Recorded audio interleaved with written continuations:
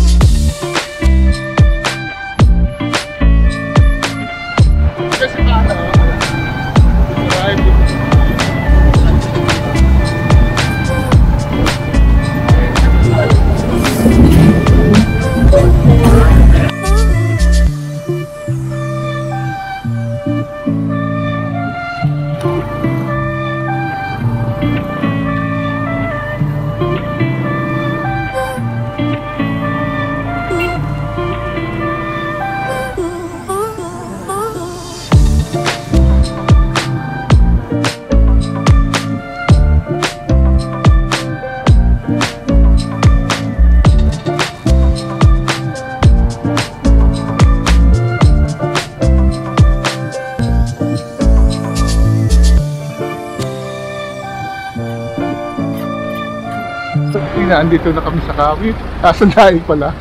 Ang ating unang pupuntahan ay Diocesan Shrine of the Immaculate Conception of Mary dito sa Naik.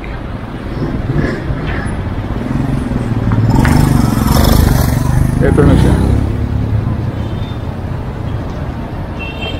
Ganda niya.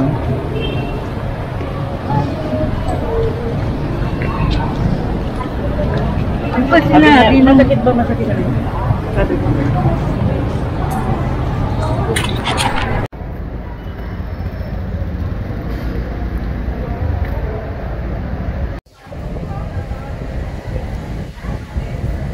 Simbahan ng Immaculate Conception.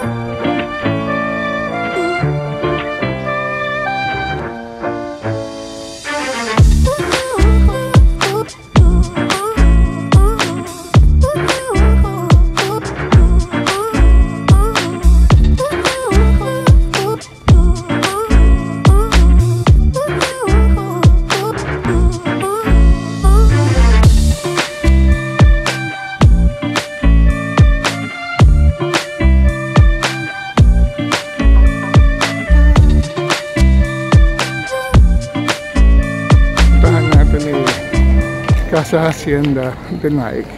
Siya na yung dito siya sa loob ng Naik Elementary School. Ito.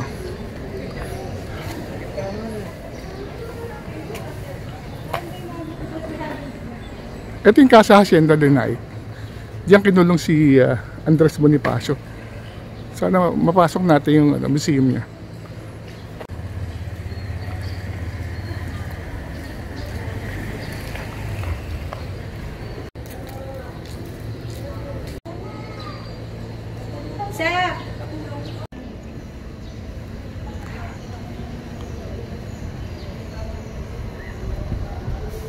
Sa lugar na ito, pagkatapos mahuli si Bonifacio doon sa may Indang, dinala muna sila dito upang ibilanggo ng ilang araw.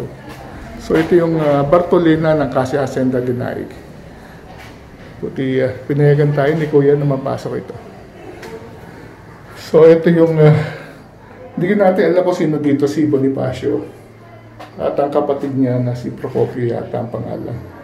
So dito sa maliit na Bartolina sila kinulong na may butas. Yan. Sa ilalim ng ano, half tunnel.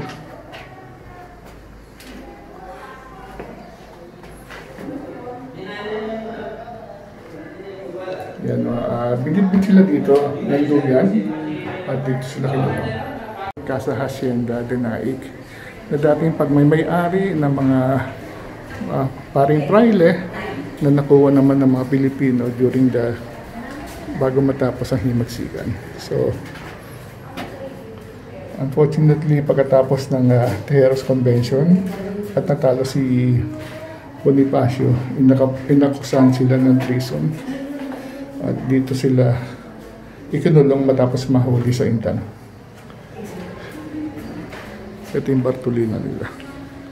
So ito yung bigat ng pinto. Yan.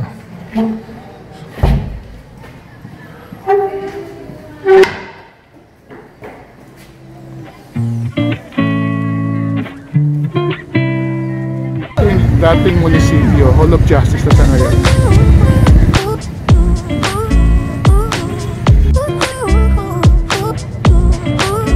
Peanut donut. Dalawa pala. Dalawa. Dalawa. Ito yung doon natin kainin sa 7-Eleven.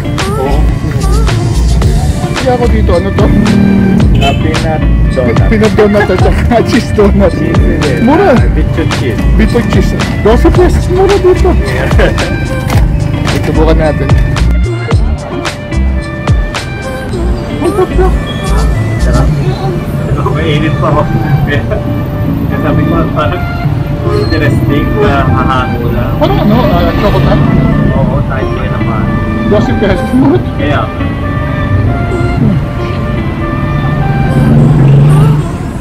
So, next natin susubukan ng cheese bicho. Maganda siyang malambot ha. Tsaka parang bagong bake. bago talaga maliit. Mura to sa 12 pesos. Kaya, Hapo. Ito lang sa laib.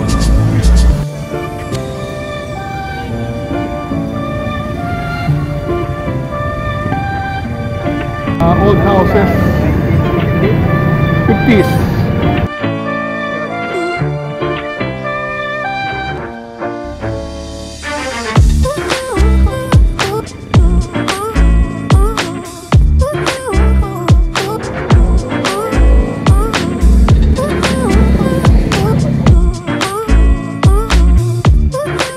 Natin ang tinatawag na haunted house dito sa Naik. Wala nang nakatira dito. Ito ay pagmamayari daw ng isang doktor. Matagal nang hindi napapasok. Yan.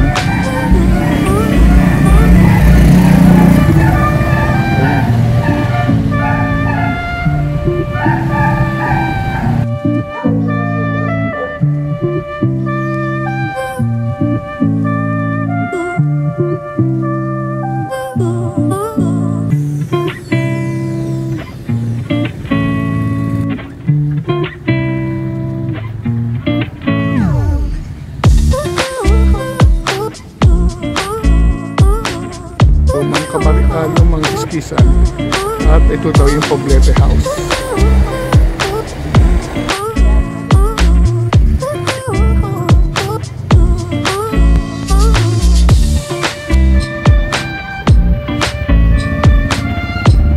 Ito yung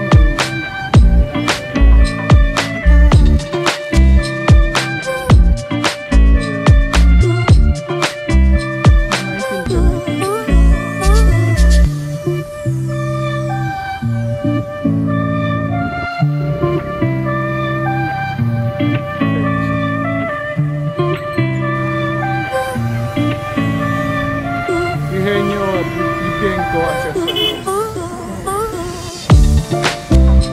Western College, isa sa mga matandang college dito sa Naik.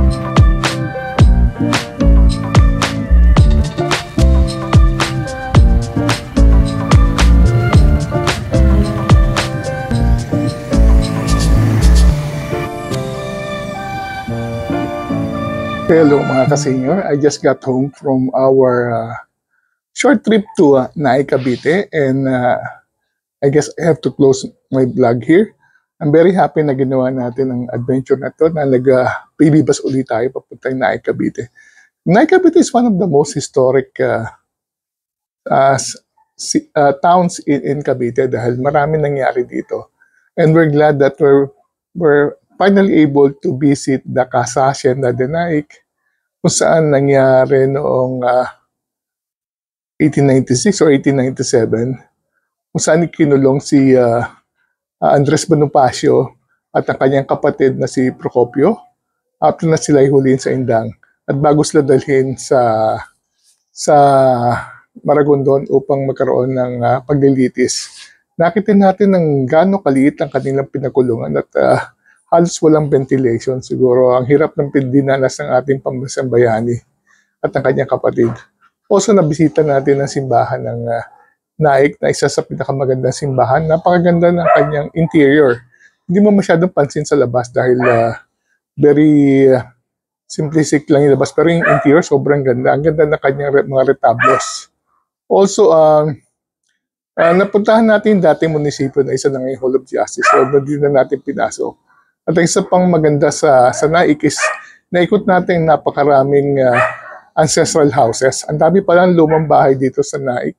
Tabi-tabi sila. Siguro, dahil nga kasi no, ang Naik is nung panahon ng before the war, merong tren na ang pinaka-terminus sa Naik. At ang Naik, kung gusto mong pumunta sa Tagaytay, doon ka sasakay. At hindi ng parang commercial center para sa mga mountainous area, mountainous town tulad ng Maragondon or Ternate. Doon dinadalang kargamento. Ganon din ang baksakan mula sa Indang at saka sa Mendez. So, that's it. So, magandang balikan ng Naik. Marami kang makikita mga heritage attraction as well as historical attraction. So, kung may time kayo, gayahin yung ginawa ko. Sumakay kayo ng baby bus at puntahan ang makasaysayang bayan ng Naik. With that, I'd like to thank you very much for always watching my vlog. Ating mga adventure ng iba-ibang bayan sa Pilipinas. So, travel while you can. Stay safe. And, ano pa? So, enjoy mo lang ang pagbibiyahe kahit ikaw ay senior na. So, see you soon sa mga tipa nating susunod na vlog.